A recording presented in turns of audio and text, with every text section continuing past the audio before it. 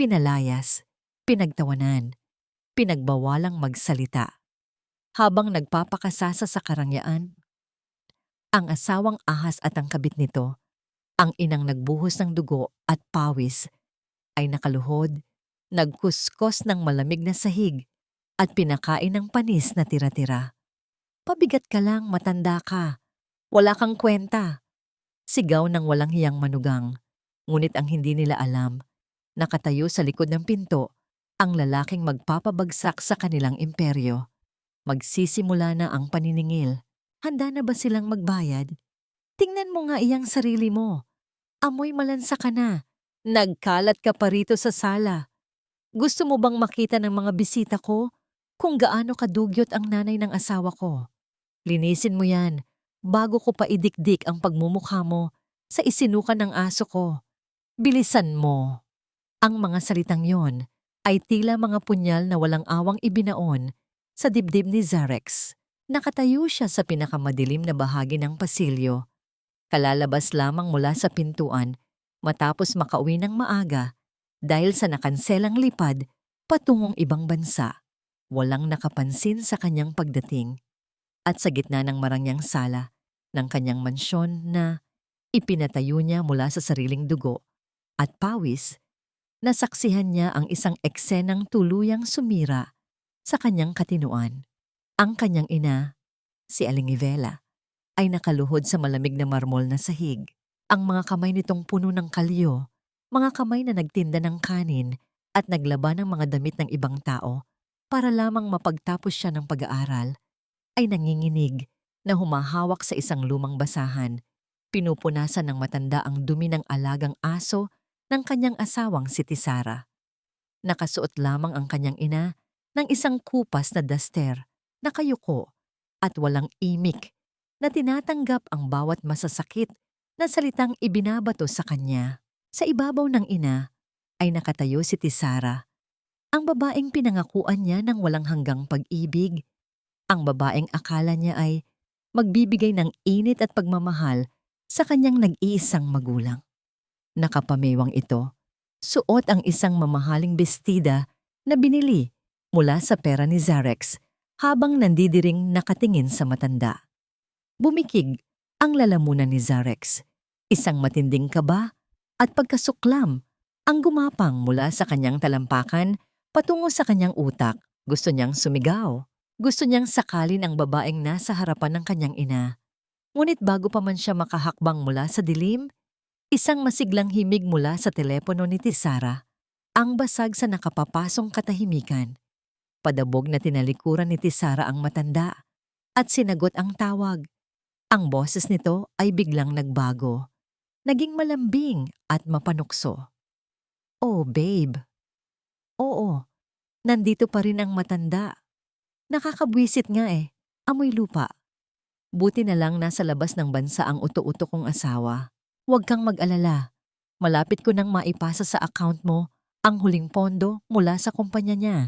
Tayo rin ang magpapakasasa sa huli." Tila tumigil ang pag-ikot ng mundo ni Zarex. Ang malamig na hangin mula sa aircon ay pakiramdam niya'y naging mga yelong tumusok sa kanyang mga buto. Hindi lamang siya ginawang tanga. Ninanakawan siya, pinagtataksilan sa sarili niyang pamamahay, at higit sa lahat, tinatapak-tapakan ang nag-iisang babaeng pinakamahalaga sa kanyang buhay. Ang kanyang mga kamao ay naikuyom ng napakahigpit hanggang sa bumaon ang kanyang mga kuko sa sariling palad. Ang dugong dumadaloy sa kanyang mga ugat ay nag-aapoy sa galit.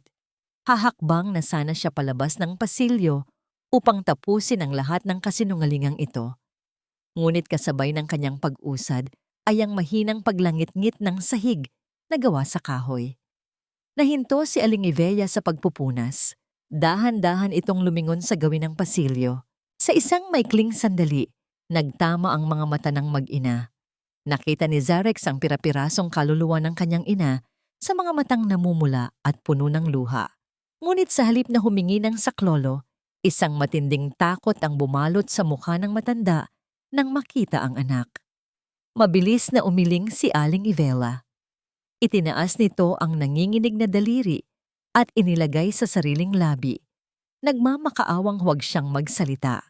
Pinagdikit ng matanda ang dalawang magaspang na palad sa tapat ng dibdib. Tila nananalangin na sana ay umalis na muna si Zerex, na sana ay magbulag-bulagan muna siya.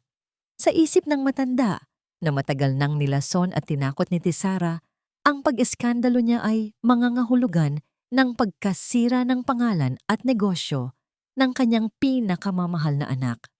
Handa siyang maging alipin at lamunin ang lahat ng pang-aalipusta, huwag lamang gumuho ang pangarap ni Zerex. Parang pinupunit ang dibdib ng lalaki. Ang tinging iyon ng kanyang ina ay isang tanikalang pumigil sa kanyang mga paa. Kung magwawala siya ngayon, mabubunyag ang lahat.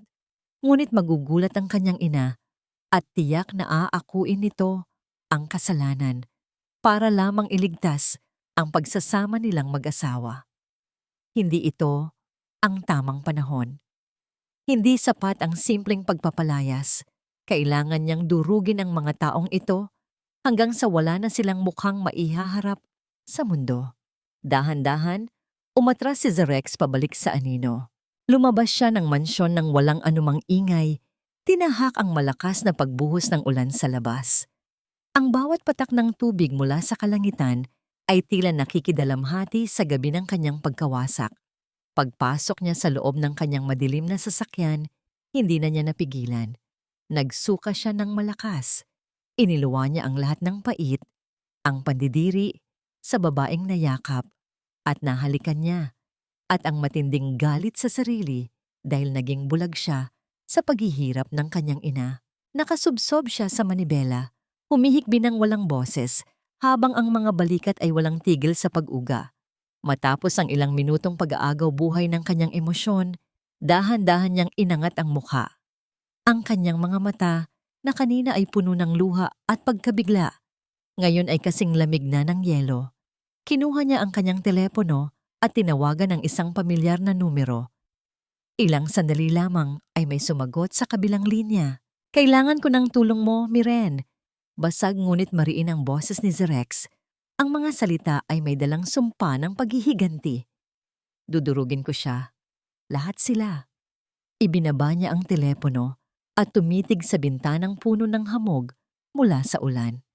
Sa loob ng marangyang mansyon na yon, patuloy na nagpapakahirap ang kanyang ina habang nagpaplano ang kanyang asawa na ubusin ang kanyang yaman. Paano niya makakayang ngumiti at yakapin ang isang ahas kinabukasan habang alam niyang unti-unting pinapatay nito ang nag-iisang taong nagbigay sa kanya ng buhay? Ang amoy ng kapeng barako ay humalo sa pait na nakabara sa lalamunan ni Zerex. Sa isang tagong sulok ng isang maliit at tahimik na kapihan, malayo sa mga matang mapanghusga ng lipunan, nakayuko ang lalaking kilala sa kanyang husay at tapang sa kalakalan. Ngunit sa mga oras na yon, wala ang mayamang negosyante. Ang nakaupo roon ay isang basag na anak. Nanginginig ang mga balikat habang patuloy na bumabagsak ang maiinit na luha mula sa kanyang mga mata. Hindi niya alintana kung gaano kalaki ang bawas sa kanyang pagkalalaki ang pag-iyak. Ang bigat sa kanyang dibdib ay hindi na kayang dalhin ng kanyang sariling lakas. Sa kanyang harapan ay tahimik na naupo si Miren Arcelo. Isang tanyag na abogado, matandang kaibigan noong kolehiyo, at ang nag-iisang taong naisip niyang takbuhan sa gitna ng unos na sumisira sa kanyang pagkatao. Walang bahid ng panghuhusga sa mga mata ng dalaga. Hindi ito nagtanong agad. Hindi rin nagbigay ng mga gasgas na salita ng pag-alo. Tahalip, dahan-dahan nitong itinulak ang isang baso ng maligamgam na tubig at isang kahon ng tissue palapit sa nanginginig na mga kamay ng binata. Matapos ang ilang minutong pag-agos ng luhang nagmula sa pinakamalalim na sugat ng kanyang kaluluwa, ikinuwento ni Zerex ang lahat. Ang bawat salitang lumalabas sa kanyang bibig ay parang pag-ubo ng bubog. Ikinuwento niya ang pagluhod ng kanyang ina sa sahig, ang basahan, ang aso, at ang usapan ni Tisara at ng kabit nito. Nakinig lamang si Miren. Ang kanyang tindig ay kalmado, ngunit may nag-aapoy na determinasyon sa kanyang mga mata. Nang matapos ang binata, dahan-dahang inabot ni Miren ang nanginginig na balikat ni Zarex, ang init ng palad ng dalaga na dumampi sa kanyang malamig na katawan ay nagbigay ng isang kakaibang ginhawa, isang tahimik na pangakong hindi siya nag-iisa sa labanang ito. Sa kaibuturan ng isip ni Zarex, hindi niya maiwasang magtaka kung bakit sa dinami-dami ng kasong hawak nito, handa nitong isugal ang sariling oras at kaligtasan para tulungan siya ng walang hinihinging kapalit. May isang lalim sa pagtingin ni Miren na hindi niya lubos na matanto. Isang katapatan na higit pa sa simpleng pagkakaibigan. Gusto kong bawiin ang lahat, Miren. Gusto kong makita siyang gumagapang sa putik. Nangangalit ang mga bagang na bulong ni Zarex. Ang mga luha sa kanyang mga mata ay napalitan ng pagnanasang maningil. Huminga ng malalim ang abogado at tiningnan siya ng diretso. Zarex, listen to me carefully. Kung susugod ka ngayon, matatalo ka. Hawak niya ang kahinaan mo, ang nanay mo. Ang kailangan natin ngayon ay ebidensya ng pandarambong at pagtataksil niya. Pero para makuha natin yon, kailangan mong maging pinakamagaling na aktor sa sarili mong bahay. Kailangan mong maging perpektong asawa. Ang pag-uwi sa mansyon kinagabihan ay tila pagpasok sa isang marangyang kabaong. Pagkabukas pa lamang ng malaking pintuang gawa sa mahagogani, sumalubong na ang artipisyal na amoy ng mamahaling pabango na umaalingasaw sa buong paligid. Mula sa itaas ng hagdan, patakbong bumaba si Tisara. Suot nito ang isang manipis at mapang-akit na damit pantulog. Ang mukha ay may perpektong nangiti na parang walang inosenteng matanda. Ang sinaktan nito, ilang oras lamang ang nakalipas. Babe, nandito ka na pala. Akala ko ba bukas pa ang uwi mo? Malambing na wika ng asawa, sabay pulupot ng mga braso nito sa leeg ng binata. Ang paglapat ng mga labi ni Tisara sa kanyang pisngi ay parang pagdampi ng malalamig na kaliskis ng ahas. Bumalikwas ang sikmura ni Zarex. Gusto niyang itulak ang babae. Gusto niyang sumigaw at tanungin kung nasaan ang kanyang ina. Ngunit narinig niya sa kanyang isipan ang babala ni Miren. Nilunok niya ang asido ng pagkasuklam na umaakyat sa kanyang lalamunan. Pilit siyang gumuhit ng isang ngiting puno ng pagmamahal, hinaplos ang mahaba at mabangong buhok ng taksil niyang asawa at niyakap ito pabalik. Na-cancel ang flight, babe. Gusto na rin kasi kitang makita agad. Pagsisinungaling ni Zarex habang ang kanyang mga mata ay nanlilisik sa galit na nakatago sa likod ng asawa. Sa gilid ng kanyang paningin, nakita niya ang anino ng kanyang ina na mabilis na nagtago pabalik sa madilim na kwarto malapit sa kusina. Marahil ay takot na masira ang masayang tagpo ng mag-asawa. Piniga ang kanyang puso, ngunit nanatili siyang nakatayo, nakayakap sa kaaway.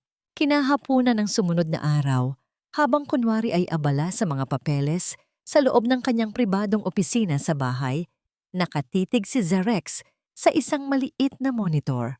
Ang asul na liwanag mula sa screen ay tumama sa kanyang malamig at nag-aapoy na mga mata. Ito ang koneksyon mula sa lihim na kamera na ipinakabit niya kani-kanina lamang habang wala si Tisara. Sa loob ng monitor, malinaw niyang nakikita ang kanyang kwarto. Pumasok si Tisara. Maingat na lumingon sa paligid upang siguraduhing walang nakatingin at lumapit sa nakatagong vault sa likod ng isang painting. Dahan-dahan nitong inikot ang lock at binuksan ang bakal na pintuan. Mula sa loob, kinuha nito ang isang makapal na brown envelope na naglalaman ng pinakamahalagang dokumento ng pag-aari ng mga Villanueva at pinalitan ito ng isang pekeng kopya. Napangisi si Zarex ng walang tunog. Ang laro ay nagsimula na at ang ahas ay unti-unti nang pumapasok sa sarili nitong patibong. Ang malamig na liwanag ng laptop ay tumama sa mukha ni Zarex. Inilalantad ang mga patunay ng isang napakalaking panlilinlang. Sa bawat pahina ng dokumentong ipinadala ni Miren, unti-unting nabubura ang imahe ng isang perpektong asawa. Ang mga foundation at charity, na pinagmamalaki ni Tisara sa mga pabalat ng sikat na magazine ay pawang mga kumpanyang peke, nakapangalan lahat sa kabit nitong si Delphine. Wala ni isang sentimo ang napunta sa mga mahihirap. Ang lahat ay dumiretso sa pagpapataba ng kanilang mga lihim na bank account. Habang binabasa ni Zerex ang mga detalye, umigting ang kanyang panga. Sino ang makapangyarihang tao sa likod ng mga pekeng papeles na ito na tumulong kay Tisara upang linlangin ang buong alta sosyedad nang walang nakakapansin? Sa mga oras na yon, sa ibabang bahagi ng mansyon kung saan hindi abot ng karangyaan ng sala, isang pamilyar at nakakagutom na amoy ang pumuno sa tahimik na kusina. Ang asim ng sampalok at linamnam ng baboy ay nagpapaalala ng mga simpleng araw sa Cebu. Nakatayo sa harap ng kalan si Aling Ivela. Maingat na hinahalo ang nilulutong sinigang. Ito ang paborito ni Zerex noong bata pa siya. Ang sabaw na nagpapagaan sa pakiramdam ng anak. Tuwing pagod ito mula sa eskwela at sa pag-iigib ng tubig, nais lamang niyang ipagluto ang anak bilang pag-alala sa pag-uwi nito ng maaga kagabi. Isang maliit na ngiti ang sumilay sa mga labi ng matanda habang tinitikman ng sabaw. Umaasang kahit paano ay maramdaman ni Zerex ang kanyang pagmamahal at pag-aaruga sa gitna ng malamig at naglalakihang mga pader na ito. Ngunit ang manipis ng ngiting iyon ay agad na napawi nang biglang pumasok si Tisara. Madilim ang mukha ng manugang, salubong ang mga kilay at nandidiri ang mga mata habang tinatakpan ng sariling ilong gamit ang panyong sutla. Walang sabi-sabi, hinablot ni Tisara ang kaldero mula sa kalan at walang awang ibinuhos ang mainit na sabaw at laman nito ng diretso sa basurahan. Tila pinatay ang kaluluwa ni Aling Ivela sa ginawa ng manugang. Tanging pag-urong at panginginig ng mga labi ang kanyang nagawa habang tinitingnan ang nasayang na pagkain na inilaan sana niya para sa pinakamamahal na anak. Ano ba itong niluluto mo ha? Ang bantot! Nanggigigil na singhal ni Tisara, nakapamewang sa harap ng matanda na tila isang reynang nagpaparusa sa isang alipin. Tingnan mo nga iyang mga kuko mo, ang dumi-dumi. Gusto mo bang magkasakit ang anak mo sa dumi ng luto mo? Utang na loob, matanda ka. Nandito ka na nga lang para makikain at makitira. Huwag ka nang maging pabigat pa. Hindi na bagay ang panlasang squatter sa asawa ko. Huwag mong ibaba ang antas namin dahil lang sa pagiging hampas lupa mo. Yumuko si Aling Ivela. Pilit na nilulunok ang bawat masakit na salitang parang tinik na bumabara sa kanyang lalamunan.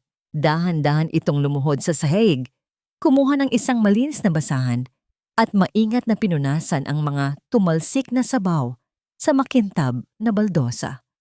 Habang nakayuko, hindi na niya napigilan ang sunod-sunod na pagpatak ng kanyang mga luha. Ang maiinit na patak ng kanyang paghihinagpis ay humalo sa sabaw na nakakalat sa sahig. Linggid sa kaalaman ng manugang, tahimik na itinatago ng matanda ang kanyang pag-iyak upang hindi siya makita ng ibang mga kasambahay at hindi makarating kay Zerex ang pangyayari. Ayaw niyang mag-alala ang kanyang anak. Handa siyang tapakan ang sariling dangal upang hindi mag-away ang mag-asawa ng dahil lamang sa kanya. Sa itaas ng mansyon, sa loob ng nakakandadong opisina, nasaksihan ni Zerex ang lahat ng iyon nang live mula sa monitor ng kanyang nakatagong kamera. Nanginginig ang kanyang buong katawan sa tindi ng puot at matinding awa sa ina. Ang kanyang kamay na mahigpit na nakahawak sa isang mamahaling fountain pen ay lalo pang dumiin sa ibabaw ng mesa. Hanggang sa tuluyang bumigay ang matigas na plastik nito, bumaon ang matalim na dulo ng bakal sa kanyang palad.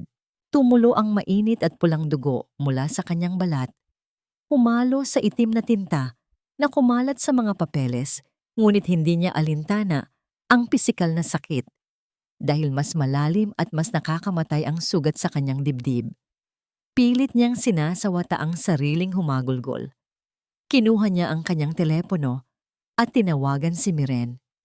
Ang boses ni Zerex ay basag. Halos hindi makahinga sa tindi ng pagpipigil ng galit. Nais niyang malaman kung sino ang naglakas loob na tumulong kay Tisara sa paggawa ng mga pekeng dokumento. Gusto niyang idamay ang lahat ng taong nagpapahirap sa kanyang ina. Ngunit bago pa man makasagot si Miren mula sa kabilang linya, bumukas ang pinto ng kanyang opisina. Nakatayo roon ang babaeng abogada.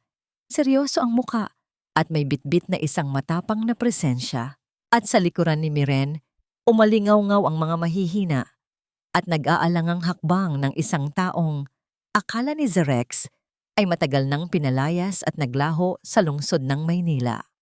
Mula sa likuran ni Miren, dahan-dahang humakbang ang isang pamilyar na bulto. Nakayuko itong pumasok sa loob ng malamig na opisina ni Zerex. Ang mga balikat ay nakukuba sa halo-halong takot at hiya. Nang iangat ng babae ang kanyang mukha, halos hindi makapaniwala ang binata. Si Aling Senyang, ang pinakamatagal nilang kasambahay na bigla na lamang naglaho ilang buwan na ang nakalipas.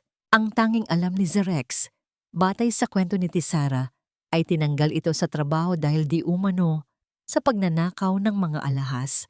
Ngunit ang hitsura ngayon ng matanda, suot ang kupas na damit, payat, at may malalalim na itim sa ilalim ng mga matang puno ng luha ay nagsasabi ng isang magkaibang katotohanan. Bumuhos ang matinding iyak ni Aling Senyang nang tuluyang makaharap ang dating amo. Nang hina ang mga tuhod nito at muntik nang mapaluhod sa carpet kung hindi lamang siya mabilis na naalalayan ni Miren at inalalayan paupo sa isang silya. Sa pagitan ng mga hikbi at nanginginig na tinig, ibinunyag ng matandang kasambahay ang mga lihim na matagal nang ibinaon ni Tisara sa limot. Hindi siya nagnakaw.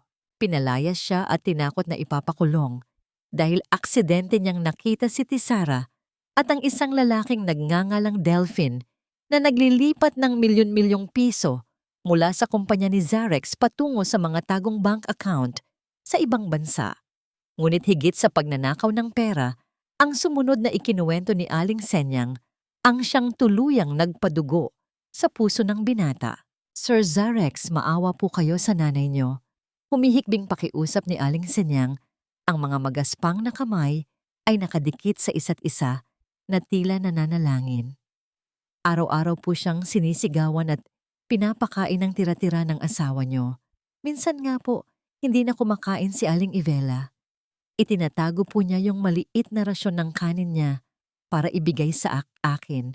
Para daw may maiuwi-uwi ako sa apo kong may sakit. Ang bait-bait po ng nanay niyo, sir. Hindi niya deserve na tratuhin na parang hayop sa sarili niyang bahay. Kumurap si Zerex upang pigilan ang luhang nagbabadyang tumulo muli. Ang bawat salita ay parang asidong ibinubuhos sa kanyang mga bukas na sugat. Inilabas ni Aling Senyang mula sa bulsa ng kanyang lumang palda ang isang gusot at murang banig ng gamot para sa rayuma. Inilapag niya ito sa ibabaw ng makintab na mesa ng binata. Ipinaliwanag ng dating kasambahay na kinumpis ka ni Tisara ang lahat ng mamahaling gamot ni Aling Ivela dahil isa lamang daw itong pag-aaksaya ng pera. Ito na lamang murang gamot na ito ang patagong ibinibigay ni Aling Senyang sa ina ni Zerex noon upang maibsan ang pananakit ng mga kasukasuan nito sa kape-katrabaho. Ngunit ngayon ay wala nang nag-aabot nito sa matanda. Dahan-dahang kinuha ni Zerex ang banig ng gamot.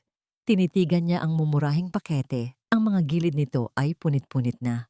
Mahigpit niyang ikinuyom ang kanyang palad hanggang sa bumaon ang matigas na plastik sa kanyang balat. Bago niya idiniin ang kanyang kamao sa kanyang kaliwang dibdib, tapat na tapat sa kanyang naghihingalong puso.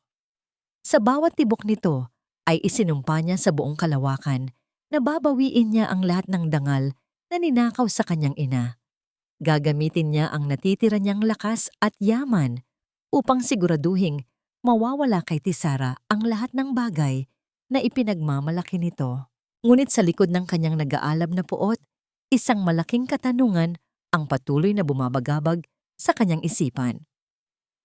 Ang milyon-milyong pisong patagong inilalabas ni Tisara at Delphine sa bansa. Saan ito napupunta?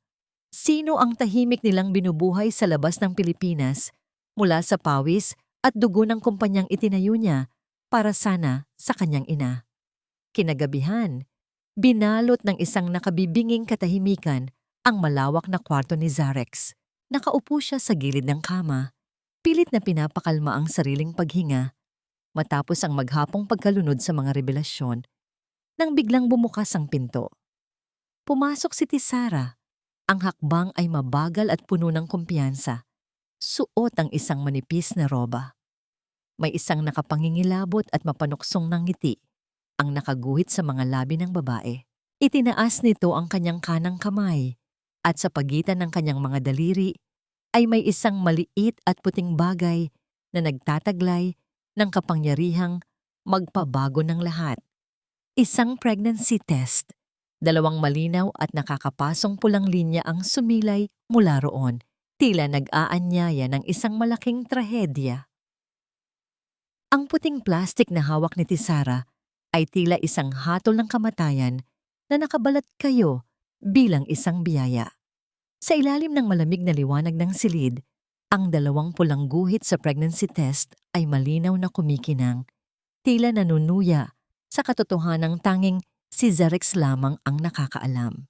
2 taon na ang nakalilipas mula nang sumailalim siya sa isang lihim na operasyon upang hindi na magkaanak, isang desisyong ginawa niya dahil sa takot na hindi niya maibibigay ang sapat na atensyon sa kanyang ina kung magkakaroon siya ng sariling pamilya.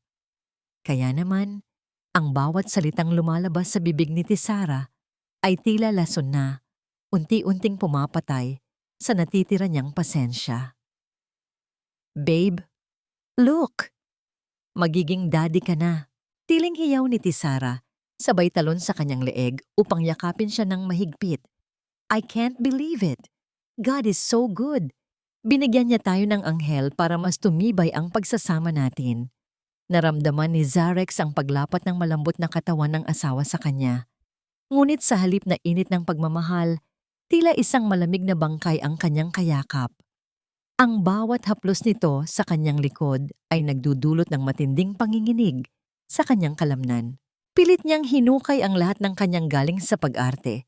Iniling niya ang kanyang ulo, kunwari ay hindi makapaniwala sa suwerte na dumating at dahan-dahang binuhat ang asawa. Wow! Tisara, this is unexpected, mahina niyang sambit. Ang boses ay sadyang pinalitaw na nanginginig. Sa loob-loob niya, gusto niyang isigaw ang katotohanang baog na siya. Gusto niyang itanong kung kaninong punla ang dinadala nito. Kay Delphine ba? O sa kung sino pang lalaking kinakalantari nito habang wala siya. Ngunit nanatili siyang tikom. Isang mapait ng ngiti ang iginuhit niya sa kanyang mga labi habang hinahalikan ng noo ng babaeng itinuturing niyang pinakamalaking pagkakamali sa kanyang buhay. Upang ipagdiwang ang huwad na balita, nagpaanda ng isang marangyang hapunan si Tisara kinagabihan.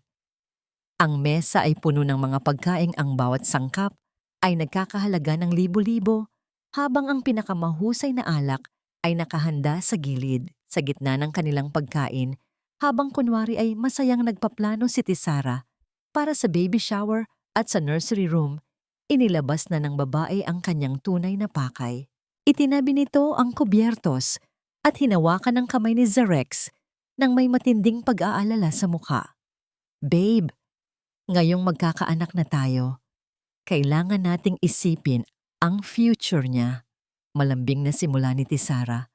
Ang mga mata ay tila nagniningning sa huwad na katapatan.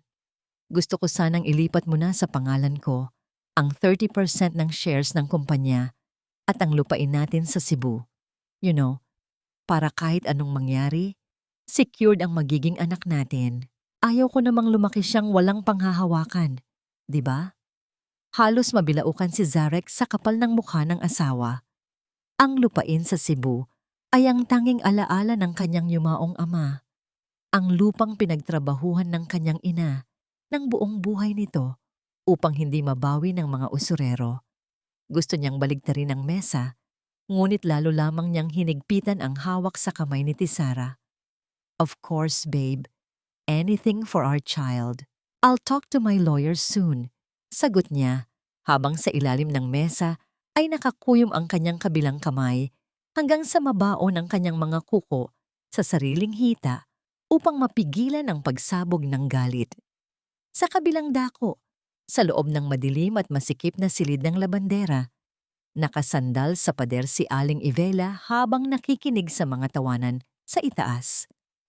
Narinig niya ang balita tungkol sa pagbubuntis ni Tisara. Isang matinding saya ang humalo sa kanyang pagod na puso. Pinunasan ng matanda ang kanyang mga mata gamit ang kanyang seryosong duster at dahan-dahang lumuhod sa sahig. Pinagdikit niya ang kanyang mga palad at nagsimulang bumulong ng panalangin. "Salamat po, Panginoon," bulong ni Aling Ivela. Ang boses ay puno ng katapatan. "Salamat at bibigyan niyo na ng anak ang aking Zerex. Baka ito na ang paraan para lumambot ang puso ni Tisara. Handa akong magtiis ng mas matinding hirap. Handa akong maging alipin habang buhay, basta't makita ko lang ang aking apo at maging masaya ang pamilya ng aking anak. Huwag niyo na po akong alalahanin, basta't iligtas niyo lang sila."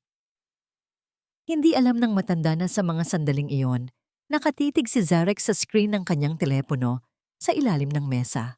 Nakikita niya ang kanyang ina na nagdarasal sa loob ng maruming silid, nagpapasalamat para sa isang batang hindi naman talaga magiging bahagi ng kanilang pamilya.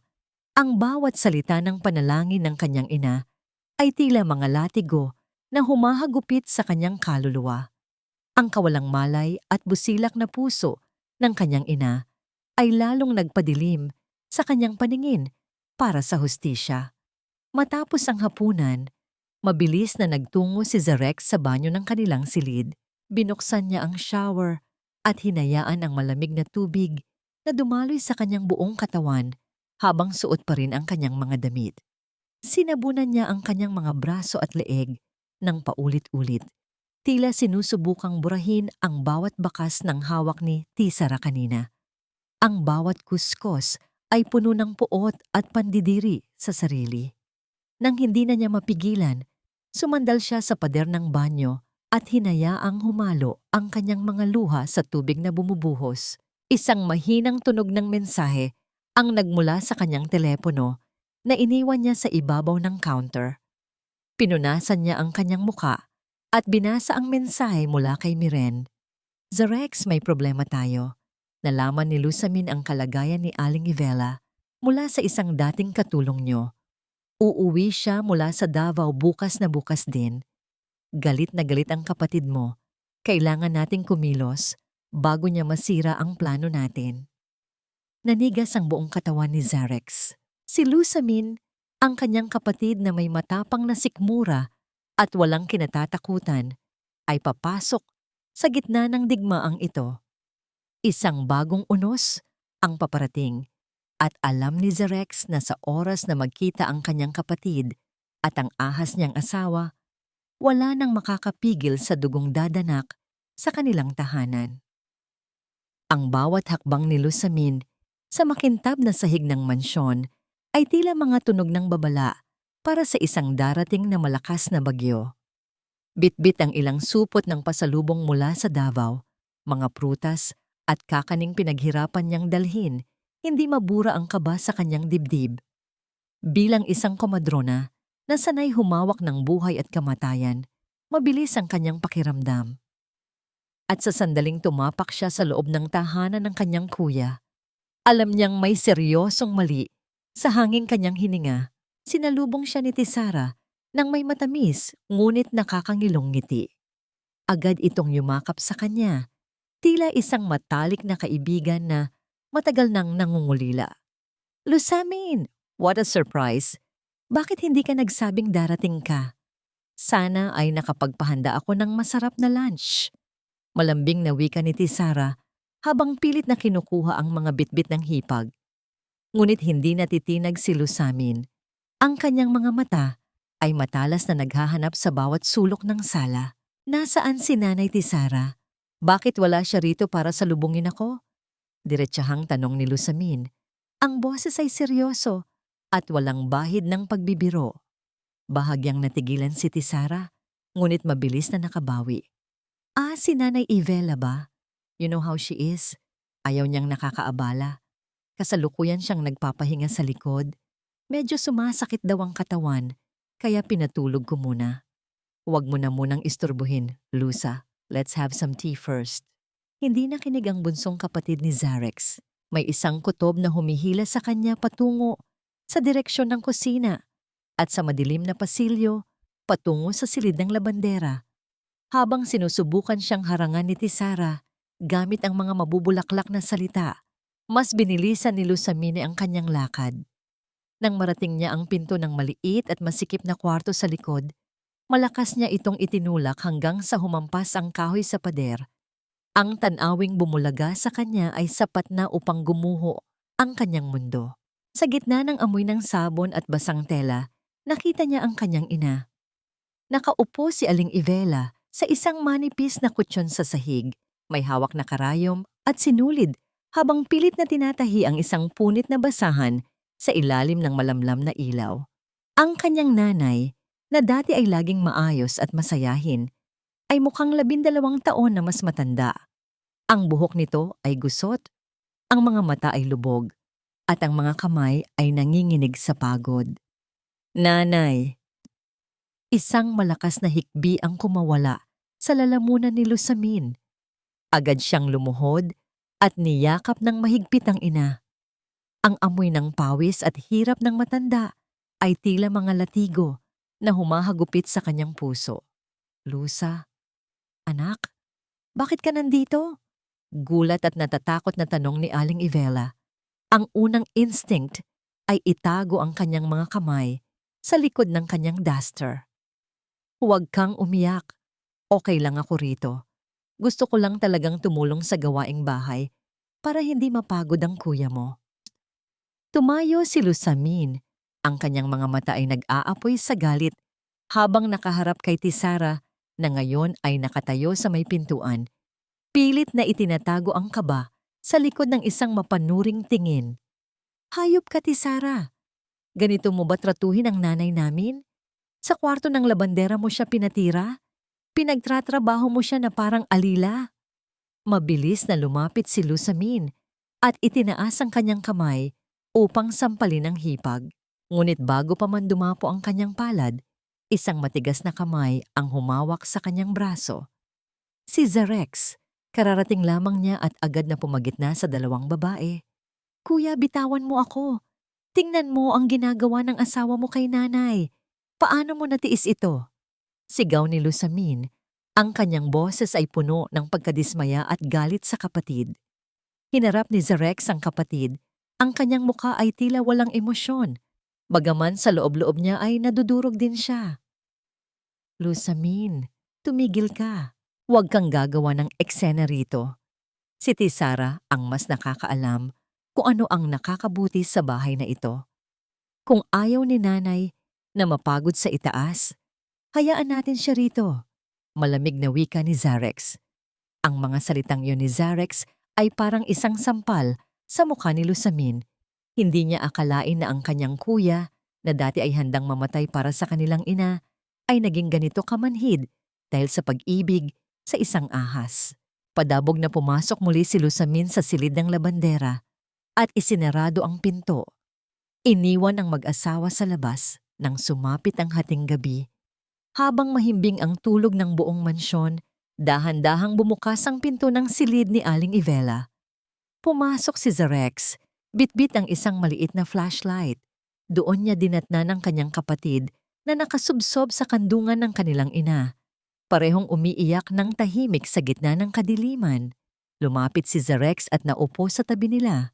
Sa unang pagkakataon, hinayaan niyang bumagsak ang kanyang mga luha sa harap ng kanyang pamilya. Niyakap niya ang dalawang pinakamahalagang babae sa kanyang buhay. Sa ilalim ng mahinang bulong, ipinaliwanag ni Zarex ang lahat, ang kanyang plano, ang mga ebidensyang hawak niya, at ang dahilan kung bakit kailangan niyang magpanggap na kampi kay Tisara sa harap ng maraming tao. Patawarin niyo ako, Nay Lusa. Kailangan nating magtiis pa ng kaunti. Gusto kong makuha ang lahat ng ninakaw nila sa atin. Gusto kong makita silang mabulok sa kulungan nang walang natitira kahit isang kusing. Bulong ni Zerex, ang boses ay puno ng determinasyon. Nagyakap ang tatlo, isang maliit na isla ng katotohanan sa gitna ng karagatan ng mga kasinungalingan. Ngunit sa labas ng pinto, sa gitna ng madilim na pasilyo, isang anino ang nakatayo. Nakahawak si Tisara sa kanyang telepono. Ang kanyang mga mata ay nanlilisik habang binabasa ang isang bagong mensahe mula kay Delphine. Kailangan na nating kumilos, Tisara. Napapansin ko nang may kakaiba sa mga kilos ni Zerex. Huwag mong hayaang makaabot ang matanda sa party bukas ng gabi. Tapusin na natin ito bago pa tayo mabuking. Nanigas ang panga ni Tisara. Lumingon siya sa pinto ng silid ng labandera at isang demonyong plano ang nabuo sa kanyang isipan. Isang huling hakbang upang siguraduhing hindi na makakapagsalita kailanman ang ina ni Zerex sa babo. Ang gabi ay balot ng isang mabigat at nagbabantang katahimikan. Tila ang buong kalangitan ay nakikiramdam sa napipintong pagsabog ng mga lihim sa loob ng mansyon ng mga Villanueva. Bit-bit ang kanyang maleta, hinalikan ni Zerex si Tisara sa pisngi. Isang halik na puno ng pagkukunwari at matinding pandidiri na tanging siya lamang ang nakakaalam. Nagpaalam siya para sa isang kunwaring business trip sa Singapore, habang si Lusamine naman ay nagpanggap na susuko na at babalik na lamang sa Davao matapos ang kanilang mainit na pagtatalo kanina. Ngunit ang katotohanan ay malayo sa kanilang mga sinabi. Isang kanto lamang ang layo mula sa mansyon. Nakaparada ang isang itim na van na puno ng mga high-tech na kagamitan sa pagmamanman. Sa loob nito, sa gitna ng malamig na aircon at asul na liwanag mula sa mga monitor, nakaupo si Zerex kasama si Miren. Ang bawat tibok ng puso ng lalaki ay tila isang tambol na nagpapahiwatig ng kanyang nag-aapoy na galit. Hindi nagtagal, nakita nila sa monitor ang pagpasok ng isang pamilyar na sasakyan sa garahe ng mansyon. Lumabas mula rito si Delphine, ang lalaking matagal nang nagnanakaw ng dangal at yaman ni Zerex. Sa loob ng marangyang sala, sinalubong siya ni Tisara nang may malanding tawa at mahigpit na yakap. Kinuha nila ang pinakamahalagang bote ng alak mula sa koleksyon ni Zerex at walang habas na nagsalin sa kanilang mga baso. Cheers, babe! Sa wakas, wala na ang mga asunggot. Masayang wika ni Tisara habang humihilig sa balikat ni Delphine. Akala ni Zerex, sa kumpanya niya ako busy. Hindi niya alam. Unti-unti na nating nililimas ang lahat. At yung matanda? Sa susunod na linggo, itatapon ko na siya sa pinakamurang nursing home na mahahanap ko. Doon siya mabulok kasama ang mga basura. Tumawa si Delphine, isang tawang puno ng pangungutya. Masyadong bilib sa sarili ang asawa mo, Tisara. Akala niya, kontrolado niya ang lahat. Hindi niya alam, pati yung baby na ipinagmamalaki niya ay atin din ang plano. Sa loob ng van, naramdaman ni Zerex ang biglang pagbigat ng kanyang paghinga. Ang kanyang mga kamao ay naikuyom ng husto hanggang sa pumuti ang kanyang mga kasukasuan. Ang bawat salita ng dalawa ay parang mga lason na unti-unting pumapatay sa kanyang katinuan. Gusto niyang sumugod, gusto niyang wasakin ang pinto ng mansyon at tapusin ang lahat ng ito ng sarili niyang mga kamay. Ngunit bago pa man siya makakilos, naramdaman niya ang isang malambot at mainit na palad na pumatong sa kanyang kamay. Si Miren, hindi ito nagsalita, ngunit ang paraan ng paghawak nito sa kanyang kamay, ang dahan-dahang pag-intertwine ng kanilang mga daliri, ay nagbigay kay Zerex ng isang kakaibang lakas. Tiningnan niya ang dalaga.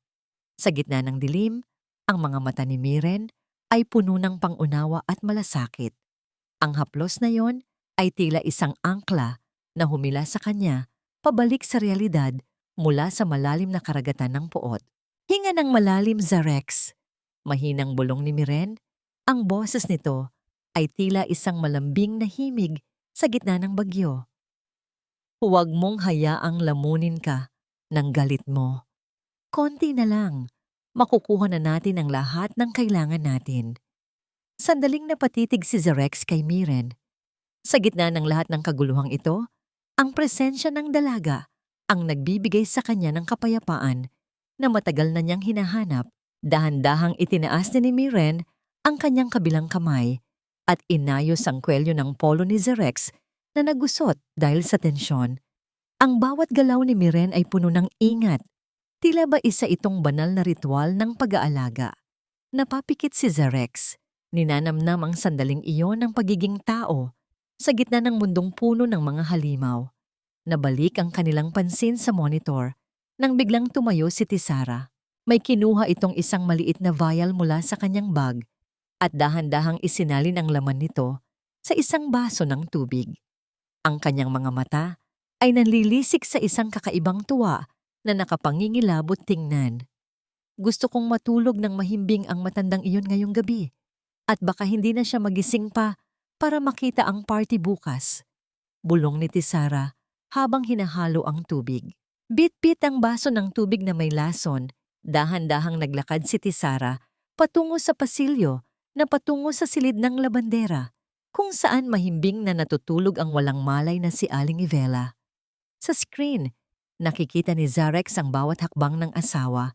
Ang anino nito na humahaba sa pader ay tila isang demonyong handang pumatay. Napahawak ng mahigpit si Zerex sa braso ng kanyang upuan. Ang pawis ay nagsisimulang gumulong sa kanyang noo habang pinapanood ang panganib na papalapit sa kanyang ina. Walang magawa si Zerex kundi ang tumingin sa screen habang hawak-hawak ni Tisara ang doorknob ng maliit na silid. Magagawa ba ni Tisara ang kanyang masamang balak? O may isang bagay na makakapigil sa kanya bago pa tuluyang mahuli ang lahat? Ang bawat segundong lumilipas ay tila isang matalim na kutsilyong humahati sa katinuan ni Zerex habang nakatitig sa monitor. Nakita niya ang dahan-dahang pagpihit ni Tisara sa doorknob ng silid ng labandera, bit-bit ang baso ng kamatayan. Ngunit bago pa man tuluyang makapasok ang ahas, mabilis na pinindot ni Zerex ang isang button sa kanyang control panel. Ang malakas at nakabibinging tunog ng emergency alarm para sa rurok ng usok at gas leak ay umalingaw-ngaw sa buong mansyon. Ang ingay na yon ay sapat na upang magulantang si Tisara, dahilan para mabitawan nito ang baso at mabasag sa sahig, habang ang lason ay humalo sa alikabok ng madilim na pasilyo.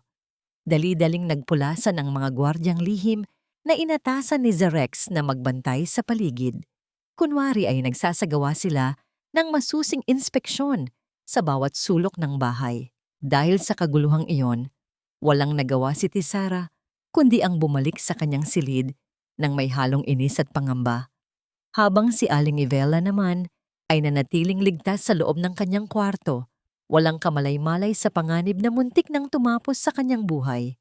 Sa loob ng van, naramdaman ni Zerex ang bahagyang pagluwag ng kaba sa kanyang dibdib.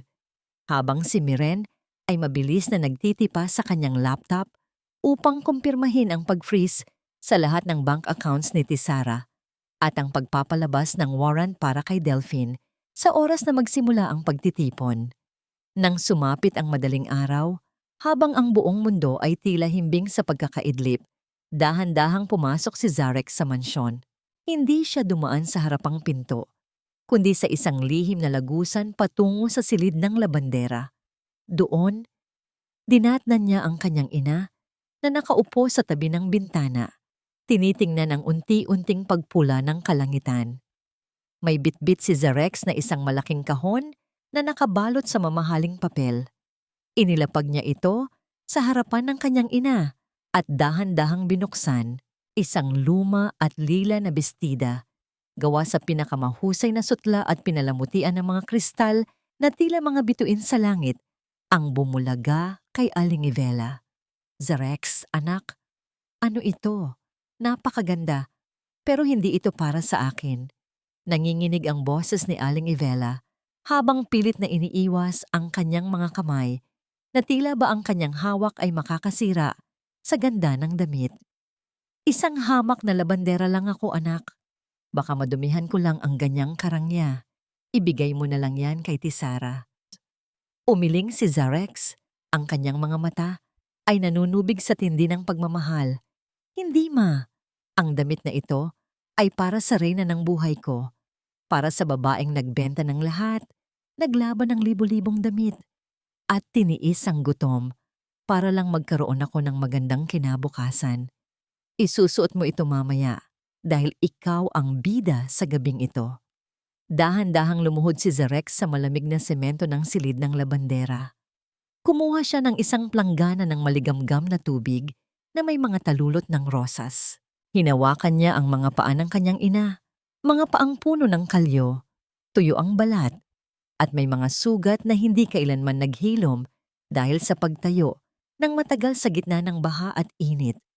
Sinimulan niyang hugasan ang mga paa ng kanyang ina nang may buong pag-iingat, tila ba ito ang pinakamahalagang kayamanan sa buong mundo. Ang bawat haplos niya sa mga sugat ng kanyang ina ay sinasabayan ng tahimik na pagpatak ng kanyang mga luha. Ang mainit na luha ng isang anak ay humalo sa tubig, isang ritual ng paghingi ng tawad at pagbabalik ng dangal na matagal nang ninakaw ng kapalaran. Patawad patawad dahil naging bulag ako. Patawad dahil ipinatira kita sa dilim habang nagpapakasasa ako sa liwanag. Bulong ni Zarex. Ang boses ay halos hindi marinig sa tindi ng pagpipigil ng emosyon. Itinaas niya ang mga paa ng kanyang ina at isa-isang hinalikan ang mga kalyong yon. Isang pagkilala sa bawat sakripisyong ginawa ni Aling Ivelia para sa kanya. Napahagulgol si Aling Ivelia at hinaplos ang ulo ng kanyang anak. Sa sandaling iyon, ang masikip at madilim na silid ng labandera ay tila naging isang palasyo ng katotohanan. Wala na ang takot sa mga mata ng matanda. Tanging ang init ng pagmamahal ng kanyang anak ang nararamdaman niya. Alam ni Zarex na ito na ang huling gabi na magtitiis ang kanyang ina sa dilim. Bukas, ang buong mundo ay makikita ang ningning ng isang inang hinarap ang lahat ng unos para sa kanyang pamilya. Habang sumisikat ang araw, binalot ng isang kakaibang tensyon ang buong mansyon. Ang mga caterer ay nagsisimula ng mag-ayos ng mga mesa, ang mga dekorasyong gawa sa kristal at ginto ay kumikinang sa ilalim ng sikat ng araw. Nakatayo si Tisara sa gitna ng sala, nagbibigay ng mga utos ng may kayabangan, hindi alam na ang bawat bulaklak na inilalagay ay bahagi na ng kanyang sariling libing para sa kanyang reputasyon. Sa labas, sa loob ng van, tiningnan ni Miren ang kanyang orasan. Ang bawat sandali ay papalapit na sa rurok ng bagyong sisira sa lahat ng kasinungalingan. Ang bawat kislap ng mga kristal na chandelier sa gitna ng malawak na bulwagan ay tila mga nanunuyang mata na nakasaksi sa lahat ng dumi at kasinungalingang itinago sa loob ng mga pader ng mansyong ito. Ang bango ng libo-libong sariwang bulaklak na inangkat pa mula sa ibang bansa ay humahalo sa amoy ng mamahaling alak at pabango ng mga panauhing kabilang sa pinakamataas na antas ng lipunan. Ngunit para kay Zarex, ang lahat ng marangyang dekorasyong ito ay tila mga palamuti lamang sa isang kabaong. Nakatayo sa gitna ng sala, si Tisara. Suot ang isang hapit na kulay gintong bestida na sadyang idinisenyo upang ipakita ang kanyang bahagyang umaumbok na tiyan. Hawak-hawak niya ang isang baso ng juice, ang kanyang mukha ay maningning sa ilalim ng mga ilaw habang pinalilibutan siya ng kanyang mga kaibigang elite. Ang kanyang boses ay puno ng kayabangan habang ikinukwento ang kanyang mga pekeng proyekto para sa mga mahihirap. You know, it's not just about the money, wika ni Tisara, sabay haplos sa kanyang tiyan nang may matamis ng ngiti. Ngayong magiging mommy na ako, mas lalong lumalim ang pagnanais ko na tumulong sa mga batang walang kinabukasan. Ang Villanueva Foundation ay gagawa ng kasaysayan sa industriya ng charity. Right, babe? Napilitang lumapit si Zarex at inakbayan ng asawa. Ang bawat haplos niya sa balikat ni Tisara ay tila paghawak sa isang malamig at madulas na ahas. Of course, Tisara, napakabuti ng puso mo. Sagot ni Zarex. Ang boses ay kalmado, ngunit ang kanyang mga mata ay nananatiling nakatuon sa isang direksyon. Kay Miren, na nakatayo sa isang madilim na sulok ng bulwagan, hawak ng abogada, ang isang maliit na itim na aparato. Ang kanyang seryosong tingin ay nagsasabing handa na ang lahat ng mitya para sa pagsabog. Habang nagpapakasasa sa atensyon ang mga demonyo sa itaas, sa pinakamababang bahagi ng mansyon ay may nagaganap na isang himala. Sa loob ng masikip na silid ng labandera, dahan-dahang sinusuklay ni Lusamin ang pilak na buhok ng kanilang ina. Maingat ang bawat galaw ng dalaga.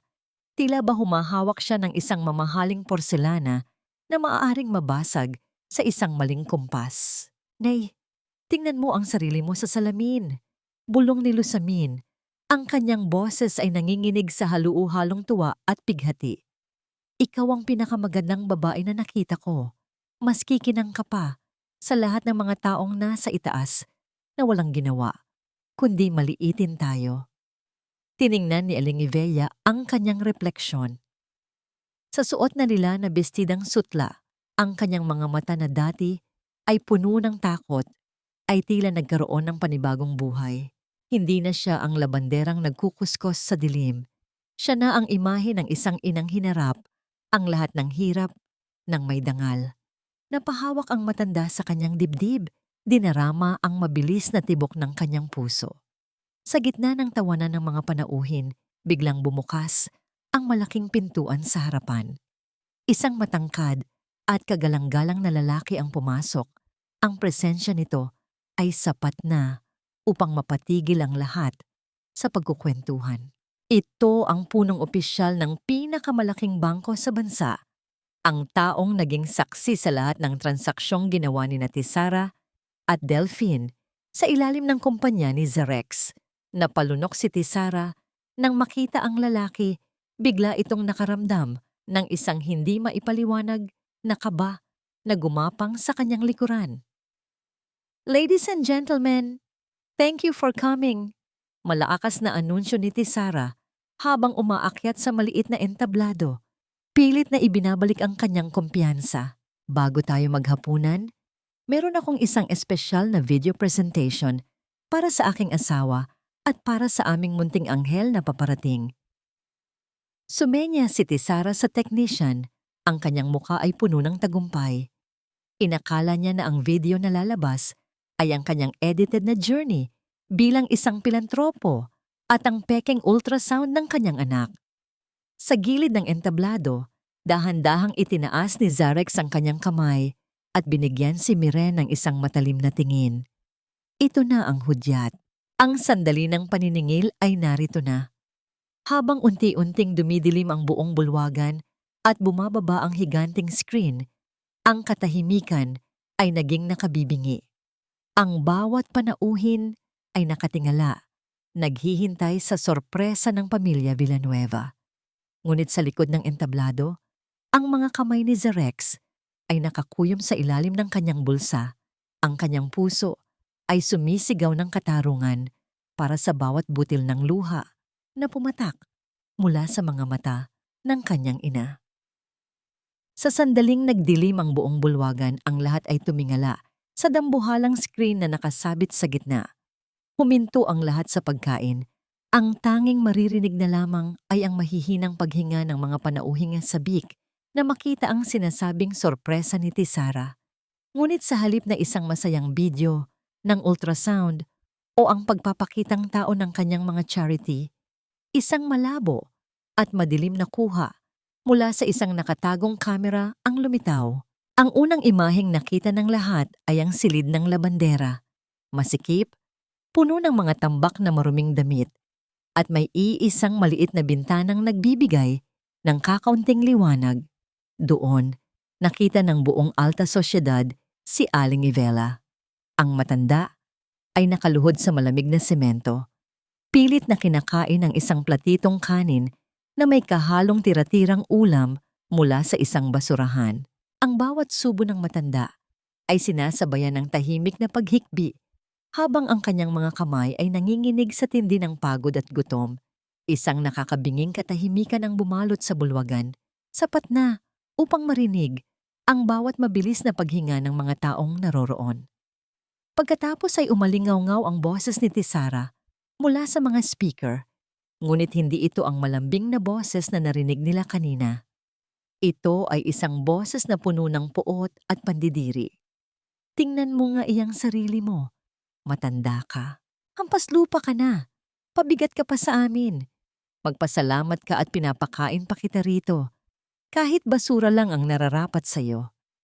Huwag na huwag kang lalabas dito kung ayaw mong ipahiya ang anak mo. Ang bawat salita ay parang isang sampal sa lahat ng nakikinig. Si Tisara ay napatayo. Ang kanyang mukha ay nawalan ng kulay. Naging kasing puti ng pader habang nanginginig ang kanyang mga kamay na hawak ang baso ng alak. Sinubukan niyang sumigaw. Utusan ang technician na patay ng video. Ngunit tila ang kanyang lalamunan ay natuyuan. Walang lumabas na tunog mula sa kanyang bibig kundi ang isang mahinang gumaralgal na hininga. Dahan-dahang nagbukas ang mga ilaw, inilantad ang bawat panauhing nakatingin sa kanya nang may halong pandidiri at pagkagulat. Sa gitna ng entablado, humakbang si Zerex. Ang kanyang tindig ay tuwid. Ang kanyang mukha ay tila isang eskulturang gawa sa matigas na bato. Walang bahid ng anumang emosyon, kundi ang isang malamig na determinasyon. Tisara, akala mo ba ay hindi ko malalaman? Akala mo ba ay habang buhay akong magbubulag-bulagan sa pananampalasan mo sa nanay ko? Ang boses ni Zerex ay mariin. Bawat pantig ay may bigat ng katarungan. Sa loob ng mansyong ito, itinago mo ang pinakamahalagang tao sa buhay ko sa isang madilim na silid, habang nagpapakasasa ka sa yaman na kailanman ay hindi mo pinaghirapan. Inilabas ni Zerex ang isang makapal na brown envelope at kinuha ang isang dokumento.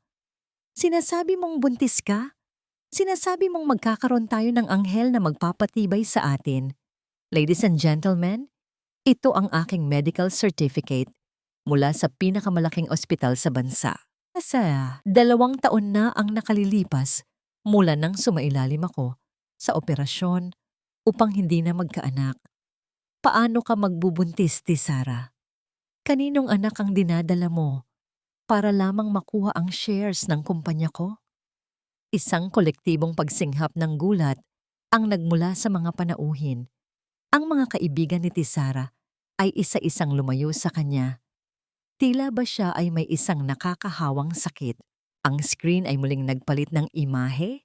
Ngayon ay ipinapakita na ang mga record ng bank transfers ni Tisara at Delphine, ang mga dokumento ng Peking Charity, at ang video kung saan kitang-kita ang pakikipaghalikan ni Tisara sa kanyang kabit sa mismong kwarto ng mag-asawa. Ito ang dulo ng iyong kaharian, Tisara. Pagpapatuloy ni Zerex habang ang kanyang mga mata ay nanunuya sa asawa. Wala ka ng yaman, wala ka ng pangalan, at higit sa lahat, wala ka ng dangal. Napaluhod si Tisara sa gitna ng entablado. Ang kanyang gintong bestida ay tila naging isang basahan sa paningin ng lahat. Ang kanyang mga luha ay nagsimulang gumulong, sinisira ang kanyang mamahaling makeup, habang pilit niyang inaabot ang paanan ni Zerex upang humingi ng tawad. Ngunit walang kahit anong awa ang makikita sa mukha ng binata. Sa gitna ng kaguluhang ito, bumukas ang pinto sa itaas ng hagdanan. Ang lahat ay napalingon nang makita ang isang babaeng nakasuot ng lila na sutla. Ang kanyang buhok ay maayos na nakapusod at ang kanyang tindig ay puno ng karangalan. Si Aling Ivela, kasama si Lusamin at Miren, ay dahan-dahang bumaba ng hagdan. Ang bawat hakbang ng matanda ay tila isang pagbawi sa bawat luhang pumatak mula sa kanyang mga mata noong siya ay nasa dilim pa. Tumigil ang matanda sa tapat ni Tisara na ngayon ay nakaluhod sa putik ng sarili nitong kasalanan. Hindi sinampal ni Aling Ivela ang manugang. Hindi rin siya sumigaw. Tinitigan lamang niya ito nang may matinding pait at awa. Pinatawad na kita noon pa man sa bawat tira-tirang pagkaing ibinigay mo sa akin. Tisara. Mahinang simula ni Aling Ivela. Ngunit ang bawat salita ay umalingaw-ngaw sa buong bulwagan. Pero ang hinding-hindi ko mapapatawad ay ang paggamit mo sa aking anak para sa iyong kasakiman.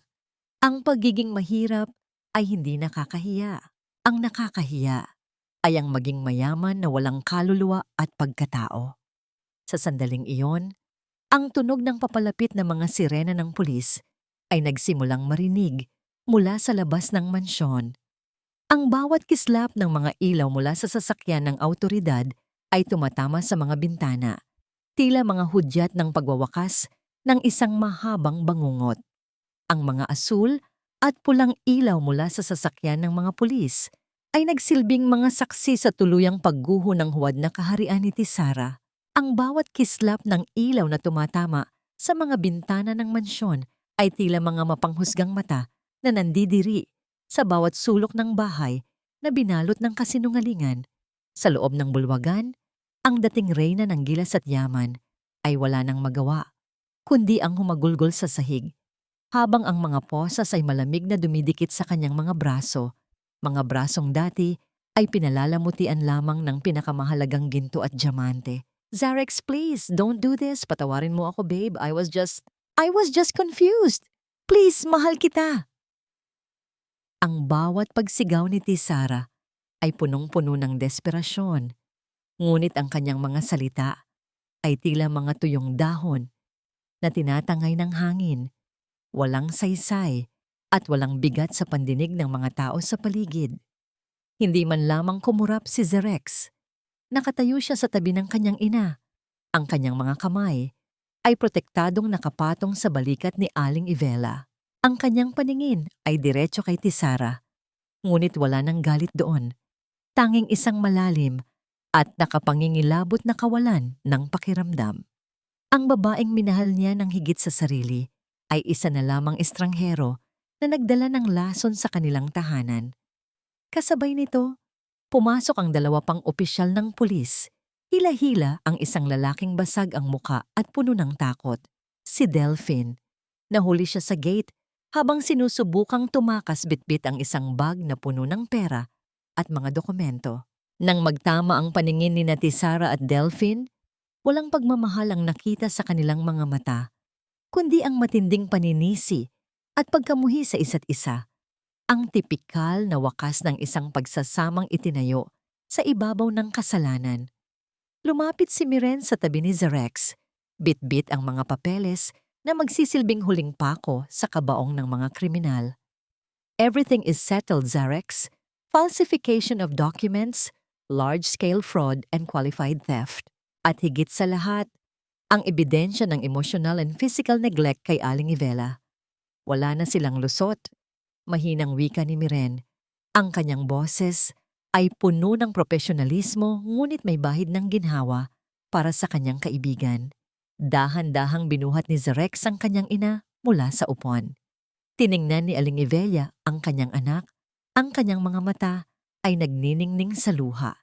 Hindi luha ng pighati, kundi luha ng isang inang sa wakas ay naramdaman na ligtas na siya sa sarili niyang tahanan.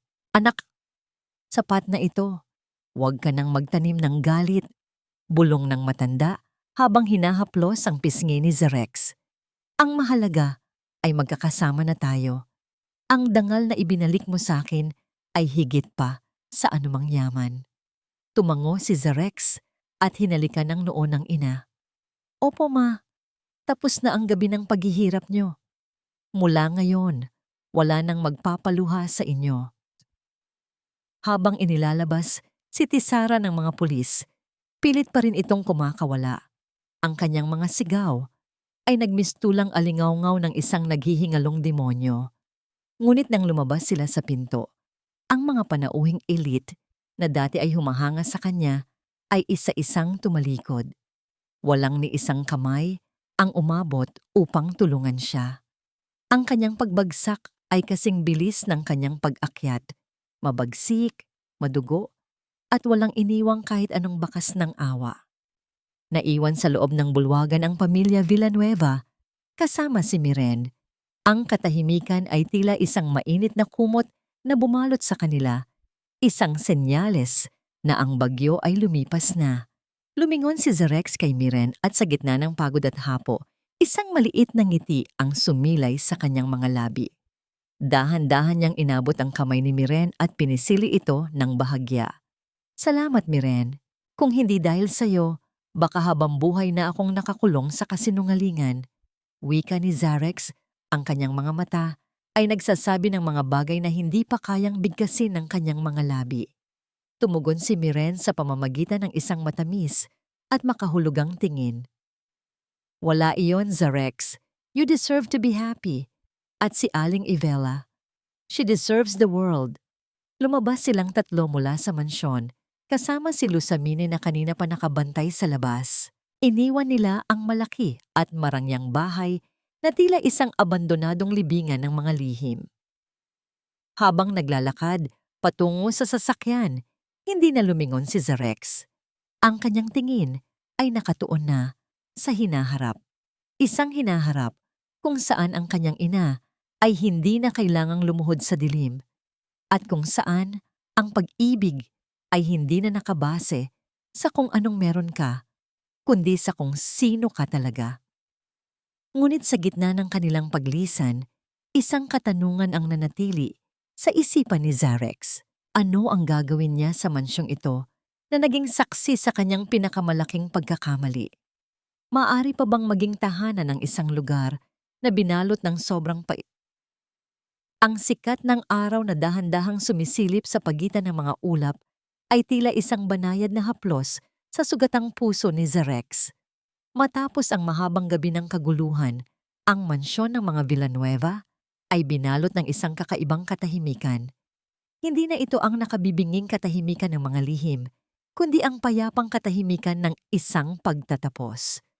Nakatayo si Zarex sa malawak na hardin, pinagmamasdan ang naglalakihang pader ng kanyang bahay.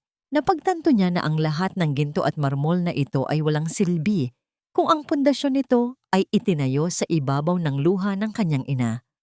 Pumasok siya sa loob ng bahay kasama si Miren. Hindi na siya nagtungo sa kanyang opisina o sa marangyang master bedroom. Sa halip, diretso ang kanyang mga hakbang patungo sa madilim at masikip na silid ng labandera sa likod. Sa pagbukas niya ng pinto, sumalubong sa kanya ang amoy ng lumang sabon at ang malamig na semento na naging saksi sa pagdurusa ni Aling Ivela. Kinuha ni Zarex ang isang mabigat na bundo at tinitigan ng pader na dati ay nagpapakipot sa mundo ng kanyang ina. Narinig ang bawat mariing paghampas ng bakal sa matigas na semento. Isang tunog na nagpapahiwatig ng pagbaklas sa bawat bakas ng nakaraan. Walang galit sa bawat pagkumpas ni Zarex. Tanging ang pagnanais na burahin ang alaala ng pang-aalipusta. Ramdam niya ang pagtagaktak ng pawis sa kanyang noo at ang pagod sa kanyang mga braso. Ngunit tila bawat tipak ng semento na bumabagsak ay nagpapagaan sa bigat na kanyang dinadala. Pinagmamasdan lamang siya ni Miren mula sa pintuan. Ang mga mata ng dalaga ay puno ng paghanga at tahimik na suporta. Nang matapos ang unang bahagi ng pagbuwag sa silid, lumapit si Miren at iniabot ang isang malinis na bimpo kay Zarex. Tama na muna, Zarex, ang mahalaga ay wala na ang pader na yan. Mahinang sabi ni Miren habang pinupunasan ang pawis sa mukha ng binata. Sandaling napatitig si Zarex kay Miren. Sa gitna ng alikabok at gumuho na semento, naramdaman niya ang isang kakaibang init sa kanyang dibdib. Dahan-dahan niyang inabot ang kamay ni Miren at pinisil ito. Isinandal niya ang kanyang noo sa balikat ng dalaga. Ninanamnam ang amoy ng katapatan at kapayapaan na hatid nito. Sa sandaling iyon, hindi na kailangan ng mga salita. Ang kanilang mga hininga na nagtatagpo ay sapat na upang sabihing may bagong pag-asa na sumisibol sa pagitan nila. Ito ay isang pag-ibig na hindi itinayo sa mga pangarap na ginto, kundi sa paghilom ng mga sugat ng kahapon. Inilabas ni Zarex ang isang bagong blueprint mula sa kanyang bag at inilatag ito sa ibabaw ng isang lumang lamesa. Ipinakita niya kay Miren ang plano para sa bahay ni Ivela. Ang dating silid ng labandera at ang malawak na bakuran sa likod ay gagawing isang modernong center para sa mga kababaihang biktima ng pang-aabuso at biktima ng kawalang katarungan. Doon, Magkakaroon sila ng mga training rooms, counseling centers, at isang malawak na kusina kung saan maaaring magluto ng malaya ang sino mang nagnana. Ito ang magiging pamana ni nanay. Wika ni Zerex, ang boses ay puno ng panibagong sigla. Hindi ko nahahayaang may matulog sa dilim sa bahay na ito.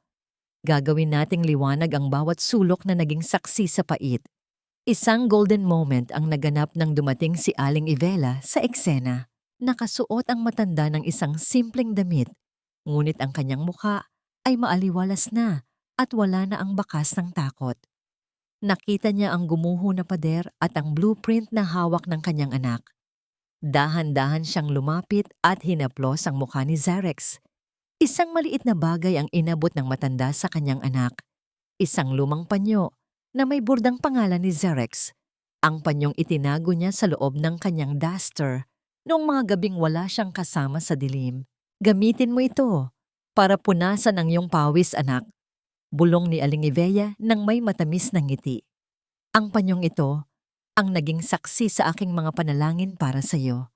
Ngayon, hayaan nating ito ang maging saksi sa iyong tagumpay. Nagyakap ang mag-ina sa gitna ng ginigibang silid. Habang sa labas ay maririnig ang huni ng mga ibon at ang simoy ng hanging nagdadala ng balita ng pagbabago. Alam ni Zerex na ang mansyong ito ay hindi na kailanman magiging kabaong. Ito na ang magiging duyan ng mga bagong pangarap.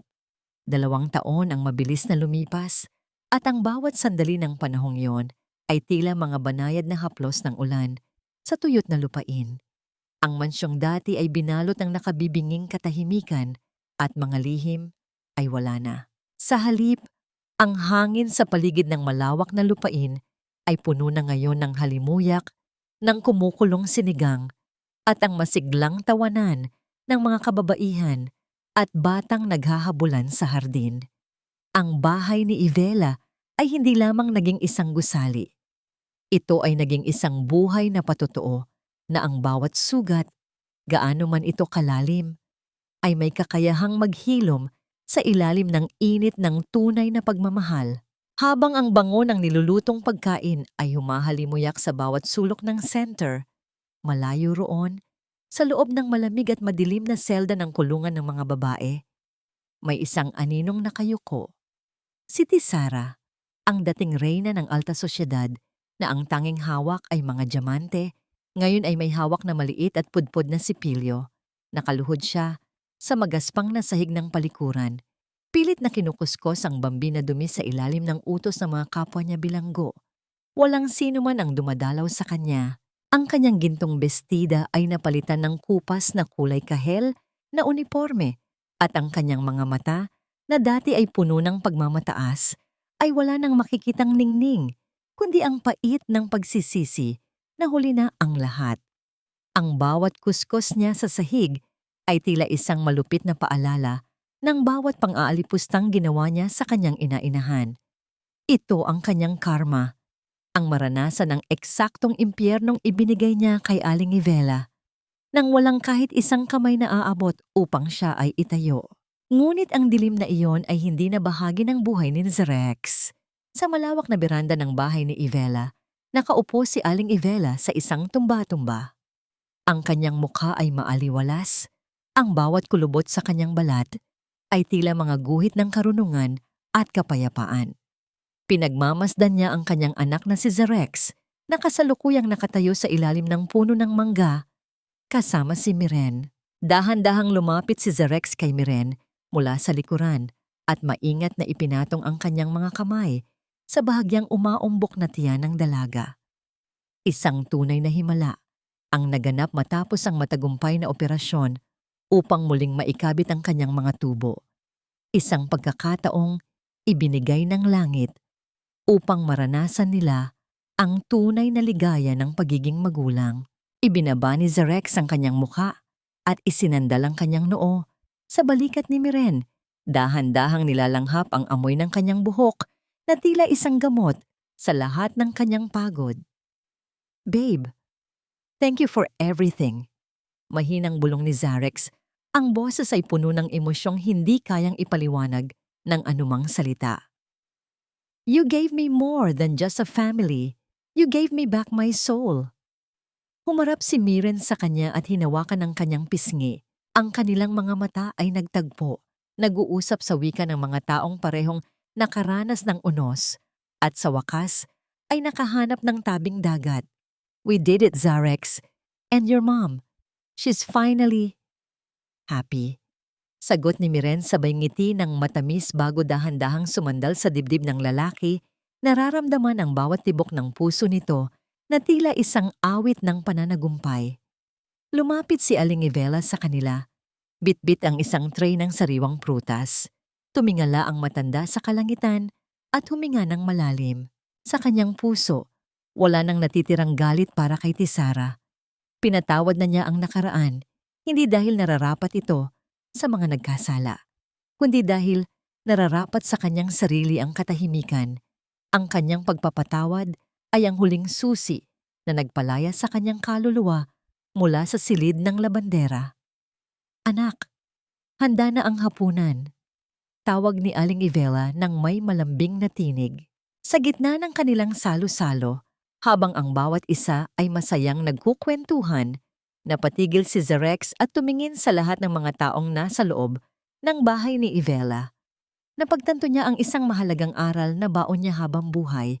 Ang tunay na yaman ay hindi nasusukat sa laki ng mansyon o sa dami ng shares sa kumpanya. Ang tunay na karangyaan ay ang kakayahang makakita ng liwanag sa gitna ng dilim. Ang tibay ng loob na manatiling mabuti sa kabila ng kalupitan ng iba. At ang pag-ibig na handang magsakripisyo nang walang hinihintay na kapalit. Ang bawat butil ng kaning kanilang kinakain ay may lasa ng katarungan at kapayapaan. Ang panyong bordado na ibinigay ng kanyang ina ay nananatiling nasa bulsa ni Zarex, malapit sa kanyang puso, bilang paalala na ang panalangin ng isang ina ang pinakamakapangyarihang sandata sa mundo. Sa huling pagkakataon, tiningnan ni Zarex ang karatula sa harapan ng kanilang tahanan. Bahay ni Ivela. Dito, ang bawat babaeng nawalan ng boses ay nakakahanap muli ng kanilang himig. Dito, ang bawat sugatang puso ay natututong tumibok muli. At dito, napatunayan ng isang anak at ng kanyang ina na ang pagiging mahirap ay kailanman hindi naging hadlang upang maging marangal.